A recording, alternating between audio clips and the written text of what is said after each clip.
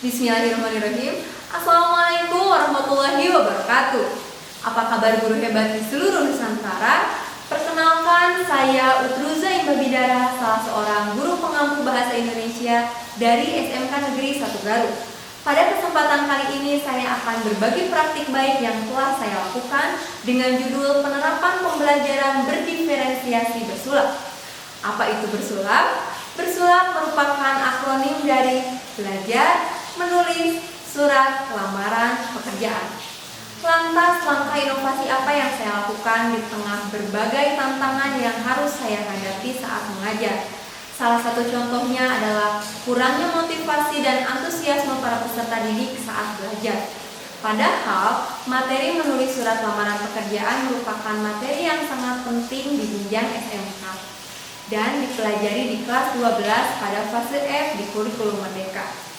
Inovasi yang saya lakukan ini merupakan langkah agar capaian pembelajaran dapat terwujud. Berikut ini akan saya bahas langkah-langkah yang saya lakukan dalam penerapan pembelajaran berdiferensiasi bersulap. Langkah pertama yaitu pemberian tes diagnostik. Tes diagnostik sengaja diberikan kepada para peserta didik untuk mengetahui tentang latar belakang mereka. Guru telah menyiapkan 10 pertanyaan dengan memanfaatkan aplikasi Google Form. Melalui pertanyaan ini, guru dapat mengetahui berbagai hal, seperti motivasi belajar, gaya belajar, kesulitan belajar, serta media penunjang pembelajaran yang dimiliki oleh peserta didik. Salah satu contoh soal tes diagnostik yaitu, saya tipe pembelajar yang A. Audio, B. Visual, C. Kinestetik. Langkah yang kedua yaitu pengelompokan peserta didik. Setelah melalui pengamatan dari hasil jawaban para peserta didik di tes diagnostik, maka guru dapat mengetahui beragam informasi mengenai peserta didik. Berdasarkan gaya belajar peserta didik, mereka dapat dibagi menjadi 3 kelompok, yaitu gaya belajar audio, gaya belajar visual, dan kinestetik. Tujuan dari pengelompokan ini yaitu untuk memudahkan guru dalam melakukan proses pembelajaran, serta membuat peserta didik dapat belajar dengan gaya belajar mereka masing-masing. Di sini, guru berfungsi sebagai fasilitator yang mengembangkan potensi, minat, serta bakat sesuai dengan kondisi peserta didik yang beragam. Selanjutnya, langkah yang ketiga yaitu pembelajaran berbasis proyek. Pembelajaran berbasis proyek ini terbagi menjadi beberapa tahapan. Tahap pertama, proyek membuat daftar riwayat hidup. Jika biasanya pada pertemuan awal kita melakukan perkenalan dengan cara langsung, saat ini kita dapat mengubah menjadi konsep yang berbeda. Guru meminta peserta didik untuk memperkenalkan diri melalui pembuatan daftar riwayat hidup. Sebelum itu, guru memberikan contoh daftar riwayat hidup yang telah guru buat. Guru pun memberikan penjelasan dengan pemanfaatan aplikasi Canva. Di sini, guru berperan sebagai pengamat dan fasilitator.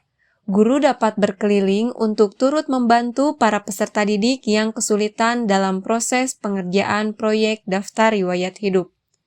Pengerjaan dan pengumpulan proyek ini tentunya harus diberi tenggat waktu agar para peserta didik dapat belajar disiplin. Proyek yang kedua yaitu pemahaman konsep materi. Agar peserta didik memahami konsep materi dengan baik, maka guru perlu menyiapkan bentuk pengajaran yang beragam. Bagi peserta didik dengan gaya belajar kinestetik, maka guru memberikan modul belajar berbentuk PDF. Melalui modul ajar ini, peserta didik akan melakukan literasi dan belajar memahami konsep. Selanjutnya, bagi peserta didik dengan gaya belajar audio dan visual, mereka dapat melihat tautan channel YouTube yang sudah dipersiapkan oleh guru. Modul belajar dan tautan channel YouTube ini dapat guru kirimkan melalui WhatsApp grup kelas. Modul ajar yang sudah disiapkan berisi informasi tentang surat lamaran pekerjaan, dimulai dari pengertian, tujuan, struktur, dan gaya penulisan. Selanjutnya, setelah melakukan pengamatan dan literasi, guru melakukan penjelasan ulang dengan cara berdiskusi serta tanya jawab. Agar pemahaman konsep bisa lebih berkesan, selanjutnya guru mengajak peserta didik untuk melakukan permainan menyusun struktur surat. Guru akan meminta 2 orang peserta didik untuk turut membantu. Yang pertama, bertugas sebagai pengatur waktu, dan yang kedua bertugas sebagai pencatat dan menulis durasi permainan. Peserta didik dipilih secara acak, menggunakan aplikasi gawai bernama Spin the Wheel. Guru akan menyebutkan nomor absen peserta didik yang keluar dalam kocokan. Dengan begitu, para peserta didik akan fokus dan selalu siap untuk dipanggil kapanpun. Peserta didik harus mampu menyusun permainan dengan cepat dan tepat. Hal ini dilakukan secara bergantian hingga semua peserta didik telah maju ke depan. Yang menarik, bagi peserta didik yang mengerjakan dengan cepat dan tepat akan diberi penghargaan berupa voucher pulsa. Tujuannya untuk memberi penghargaan serta membuat peserta didik agar lebih termotivasi. Proyek yang ketiga, membuat surat lamaran pekerjaan. Guru meminta peserta didik untuk mempersiapkan gawai serta alat tulis mereka. Selanjutnya, guru akan membimbing peserta didik dalam mengerjakan proyek ini. Terlebih dahulu, peserta didik diminta untuk mencari pengumuman di internet tentang lowongan pekerjaan yang sesuai dengan kompetensi jurusan, minat, serta bakat masing-masing peserta didik. Lalu, mereka mulai menyusun surat lamaran pekerjaan sesuai dengan contoh dan penjelasan yang telah disampaikan oleh guru. Setelah itu, peserta didik diminta untuk mengumpulkan surat beserta lampiran melalui Google Form yang telah guru siapkan. Tujuannya agar peserta didik dapat belajar sekaligus menyesuaikan diri dengan kondisi nyata di lapangan saat ini. Langkah yang keempat yaitu melakukan evaluasi pembelajaran. Setelah proses pembelajaran usai, maka langkah selanjutnya adalah melakukan evaluasi. Evaluasi ini dilakukan untuk mengukur keterpahaman peserta didik terhadap materi yang sudah disampaikan dan dipelajari. Kedua, evaluasi pembelajaran berbentuk penilaian proyek. Sama halnya dengan penilaian sikap, pada penilaian proyek pun digunakan rubrik penilaian.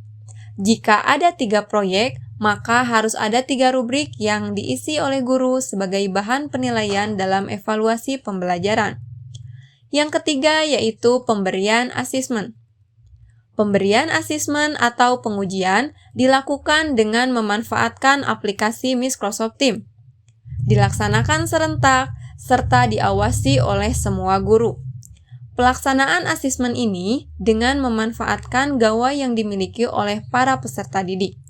Dan bagi peserta didik yang tidak memiliki media atau sarana penunjang, maka pihak sekolah menyediakan komputer di laboratorium untuk membantu para peserta didik melaksanakan ujian. Yang keempat yaitu melakukan refleksi. Melalui form refleksi yang sudah dipersiapkan guru, maka para peserta didik diperbolehkan untuk mendeskripsikan pengalaman belajar mereka saat mempelajari materi menulis surat lamaran pekerjaan. Refleksi ini dilakukan agar guru dapat menerima masukan para peserta didik sehingga dapat memperbaiki proses pembelajaran agar jauh lebih baik. Langkah yang kelima yaitu berbagi praktik baik. Salah satunya melalui pertemuan rutin MGMP. Dalam pertemuan rutin tersebut, selain menjelaskan tentang langkah-langkah inovasi pembelajaran, saya pun menyampaikan hal-hal yang menjadi faktor keberhasilan dan ketidakberhasilan dalam pelaksanaan praktik baik bersulap ini. Sekian penjelasan mengenai penerapan pembelajaran berdiferensiasi bersulap. Semoga dapat menginspirasi dan bermanfaat. Wassalamualaikum warahmatullahi wabarakatuh. Salam guru hebat, salam berkarya.